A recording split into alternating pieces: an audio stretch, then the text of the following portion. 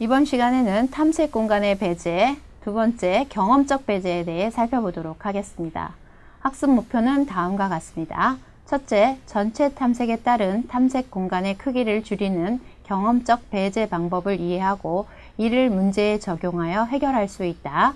둘째, 탐색 과정 중에 얻어지는 값을 통해 탐색 공간을 배제하는 방법을 이해하고 실제 문제를 통해 경험적 배제를 설계하고 구현할 수 있다. 셋째, 경험적 배제의 다양한 방법을 이해하고 문제에 적용할 수 있다.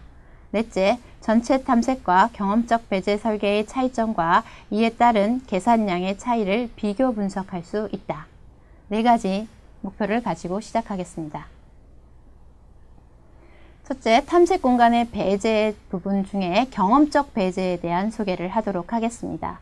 경험적 배제의 처음 시작은 전체 탐색과 마찬가지로 해가 될 수 있는 모든 공간을 탐색해 나갑니다.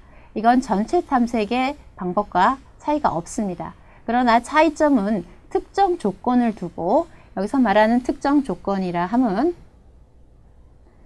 우리가 경험적으로 얻어온 어떤 사전적인 지식을 토대로, 이런 의미와 같습니다. 특정 조건을 토대로 이 조건 기준으로 다음 상태를 탐색할 건지 말 건지를 결정하는 방법입니다.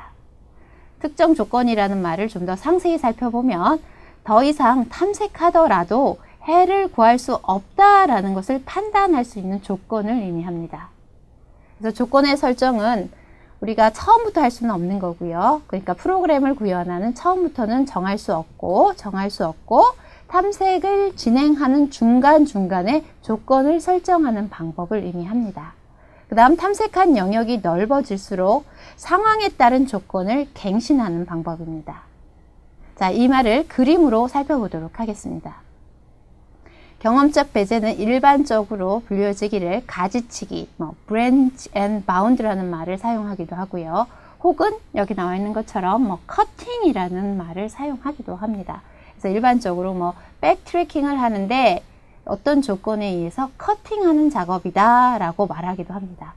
예를 들어 그림을 살펴보도록 하겠습니다. 어떤 문제의 탐색 공간이 이와 같을 때 우리가 어떤 탐색 공간을 이제 시작해서 1부터 시작해서 탐색을 진행하게 됩니다. 이렇게요. 자, 5까지 가보고 이건 답이 아니네. 다시 백해서 6을 가보고 이건 답이 아니네.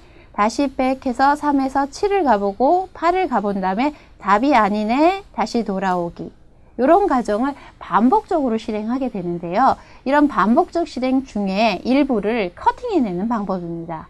오른쪽 그림과 같이 2로부터 3을 진행해서 3을 들어갔을 때 이 3이라는 노드를 탐색하는 과정 중에 이 아랫단이라는 부분은, 이 아랫단의 나머지 노드들은 탐색을 해보나 마나 우리가 원하는 답을 얻을 수 없다라는 걸 이 3이라는 노드로부터 확정 짓는 방법입니다. 그래서 3이라는 노드로부터 아래쪽 하단은 더 이상 답이 존재하지 않음을 확정 짓고 어떻게 하는 거냐면 여기서 백해서 더 이상 이 영역을 살펴보지 않는 방식입니다.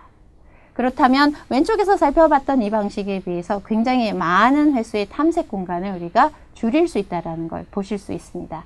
단 3이라는 지점에서 얘가 더 이상의 답을 구할 수 없다라는 것을 확정 짓는 조건은 좀 더 공부를 해야 될 것 같습니다. 자, 경험적 배제 문제 첫 번째 거스름돈 문제입니다. 입력은 이전 차시에 배웠던 그 입력과 동일합니다. 그래서 첫 번째에는 거슬러 줘야 할 동전의 금액 M이 입력됩니다. 두 번째는 사용되는 동전의 종류의 수가 입력이 됩니다.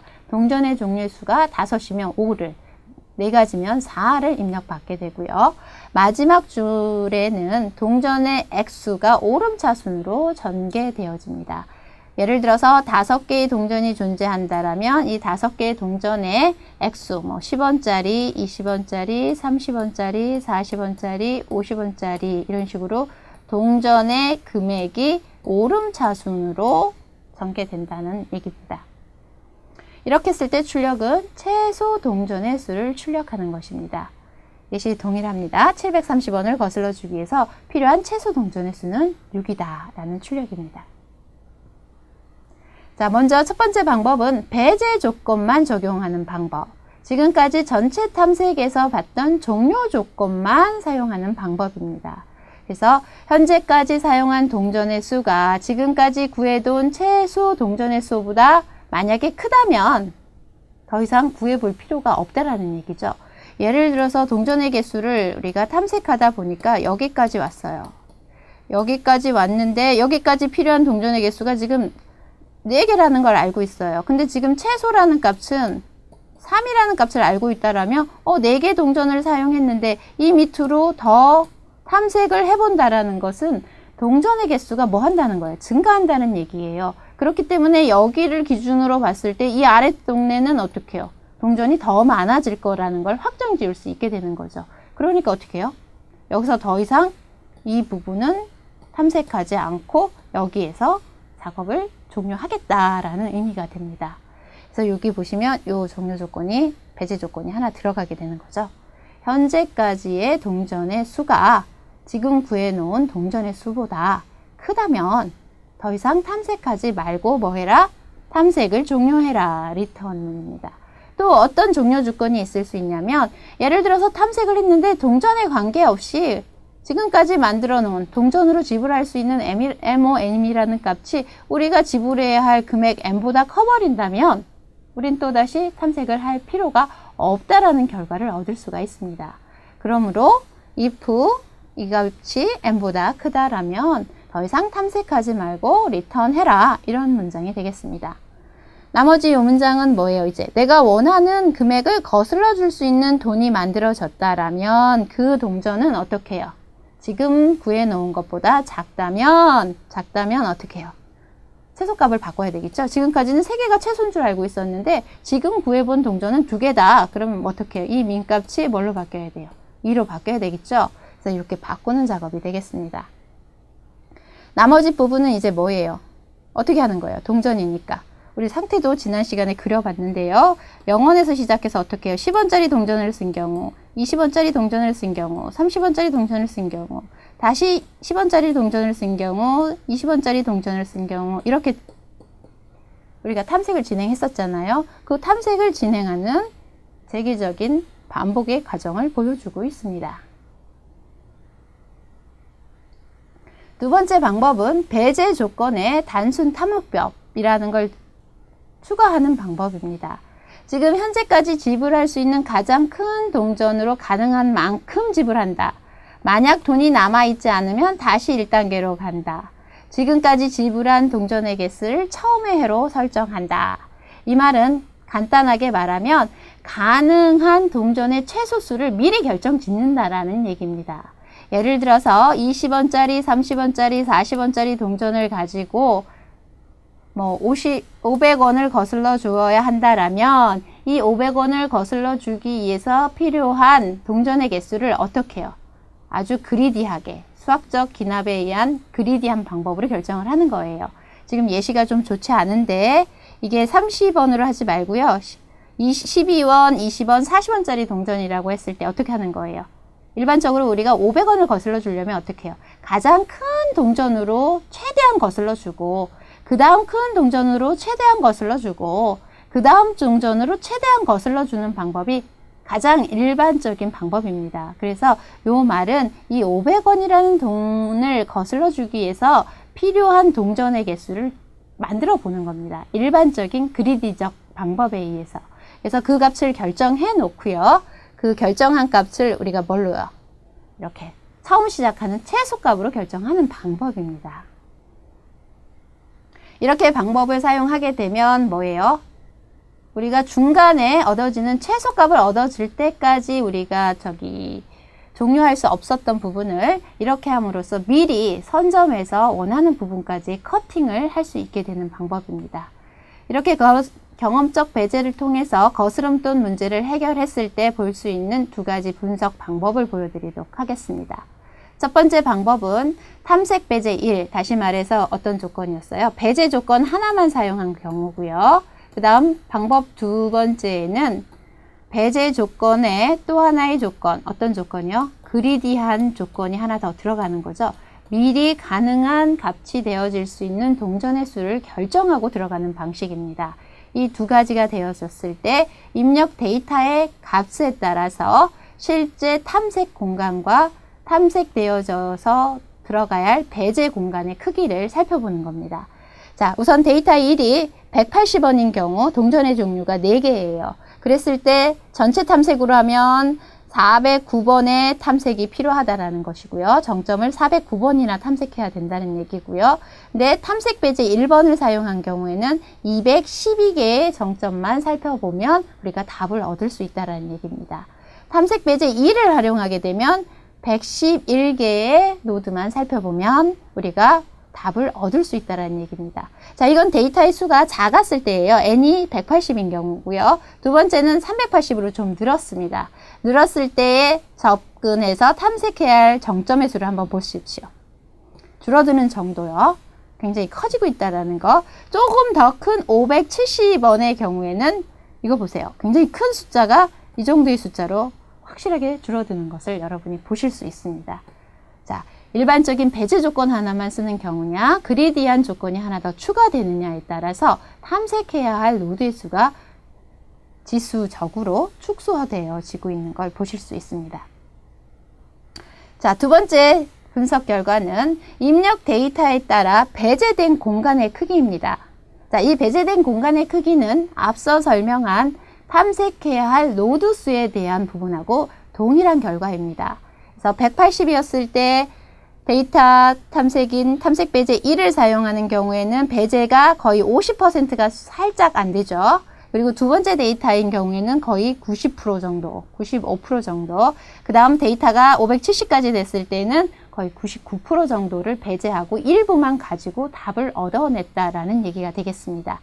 탐색 조건인 배제 두 번째를 사용하는 경우에는 배제한 양이 데이터가 작을수록 또 굉장히 큰 배제량을 보실 수가 있습니다. 나머지는 뭐 거의 유사하죠. 배제되는 양의 크기는 거의 유사합니다. 그래서 배제 조건을 어떻게 설정하는지에 따라서 계산량이나 또는 수행 시간에 영향을 미친다라는 것을 극단적으로 보여준 예입니다. 자, 두 번째 문제는 경찰차 문제입니다. 이전 시간에 경찰차 문제를 다뤄봤기 때문에 문제에 대한 설명은 간략하게 하도록 하겠습니다. 즉 n개의 도로와 가로도로와 세로도로가 존재하고 그 사이에 교차점에 어떤 사건이 발생되어지는 지점이 이렇게 주어졌을 때 두 대의 경찰차가 이 사건을 해결하는 데 필요로 하는 경찰차의 이동 거리를 계산하는 문제였습니다. 그 이동 거리 중에 제일 중요한 건 뭐예요? 최소죠? 최소 이동 거리를 계산하는 문제였습니다. 자, 이 문제를 일반적인 전제 탐색 기법으로 했을 때는 굉장히 수고가 많았었어요. 근데 어떻게 경험적 배제를 통해 공간을 줄이고 있는지 살펴보겠습니다. 자, 이 슬라이드는 경찰차에 대한 문제에 대한 설명입니다. 자, 경찰차의 입력 조건입니다. 동일한 입력 조건을 갖고 있는데요. 정수 n에서 1000개까지, 도로가 1000개까지 있을 수 있다는 거고요. 사건은 15개까지 존재할 수 있다는 얘기고요. 그 다음 줄에서부터 사건이 있는 만큼의 가로도로와 세로도로의 교차 번호가 주어지게 됩니다. 자, 도로가 6개씩 존재하고 사건이 3개 발생했을 때 최소 이동 거리는 9가 된다라는 얘기고요. 자, 첫 번째 방법은 탐색 배제 조건을 같이 이렇게 설정하는 경우입니다. 현재까지 이동 거리가 현재까지 최소 거리보다 크다면 이전 거스름돈 문제하고 동일하죠. 현재까지 구해놓은 동전의 개수가 현재까지 구해놓은 최소 동전의 개수보다 크다면 더 이상 탐색할 필요가 없다라는 조건하고 동일합니다. 그래서 두 경찰차가 이동한 거리를 다 합해 봤더니 현재까지 최소라고 알려져 있는 거리보다도 커더라. 그럼 이제 뭐예요? 그 이후로는 뭐예요? 거리는 증가할 수밖에 없기 때문에 더 이상 탐색의 영역으로 사용할 필요가 없다라는 뜻이 되게 되겠습니다. 그래서 이 조건을 넣는 방법입니다. 그래서 이렇게 dns. 그래서 현재 구해진 이 이동 거리가 우리가 최소라고 알고 있는 n스보다 어떠냐? 크다면 더 이상 그쪽까지는 분개할 필요 없다. 탐색할 필요 없다라는 의미가 되겠습니다. 나머지는 이전 차시에서 살펴본 내용과 동일합니다. 만약에 더 작다면 어떻게 해야 돼요? 최소값을 교환해야 된다라는 얘기고요. 그렇지 않다면 아직 찾지 또는 다 처리를 하지 못했다라는 의미이기 때문에 1번 경찰차가 넥스트 사건을 처리한 경우와 2번 경찰차가 넥스트 사건을 처리한 경우 이렇게 두 가지로 나눠서 분기를 해주시면 되겠고요. 그 다음에 d 플러스 distance a, next는 원래 현재까지 이동 거리에 하나의 사건을 처리하게 됨으로써 만들어지는 이동 거리의 합으로 표현합니다. 자, 두 번째 방법은 배제 조건에 단순 탐욕법이라는 것을 하나 더 적용하는 기법입니다. 이 탐욕법이라는 것은 두 경찰차가 하나의 사건을 이동해서 처리하기 위해서 필요한 거리들을 갖다가 미리 다 계산해보고 그 계산한 값 중에서 작은 값을 초기 미니멈 값으로 결정하는 겁니다. 민값으로 결정하는 방법입니다. 즉 사건이 일어나는 장소에 두 경찰차가 이동한다라고 했을 때 이 지점에서 A 경찰차, 1번 경찰차가 있고 사건이 여기서 발생했다라면 이 사건을 결정하기 위해서 1번 경찰차가 이동했을 때의 거리가 나올 것이고요. B1에 있던, 즉 다시 말하면 2번 경찰차가 사건 1을 결정하기 위해서 이동한 거리가 있을 겁니다. 그 두 개의 거리 중에 뭘 선택하면 돼요? 작은 값을 선택하면 되겠죠? 우리가 원하는 건 최소 값을 선택하는 거니까요. 그래서 가능한 모든 거리를 다 돌려보고, 그죠? 다 돌려보고 어떻게 하겠다는 거예요? 그 중에 최소가 되는 값을 결정해서, 여기선 ANS라는 변수가 되겠습니다. 이 값을 미니멈으로 결정해 놓고 어떻게 하겠다는 거죠? 이 미니멈보다 이동 거리가 커지는 순간에는 더 이상 탐색을 진행하지 않겠다라는 조건을 하나 더 추가하는 방법입니다. 자, 그래서 보시게 되면 코드에서 메인 함수에서 이제 다 결정됐고요. 여기 뭐가 제일 먼저 들어갑니까? 조금 전에 설명드렸던 두 경찰차가 사건이 일어나는 현장에 도착해서 사건을 처리하는 데 필요한 이동 거리 중에 만들어질 수 있는 최소 거리를 계산하라는 얘기입니다.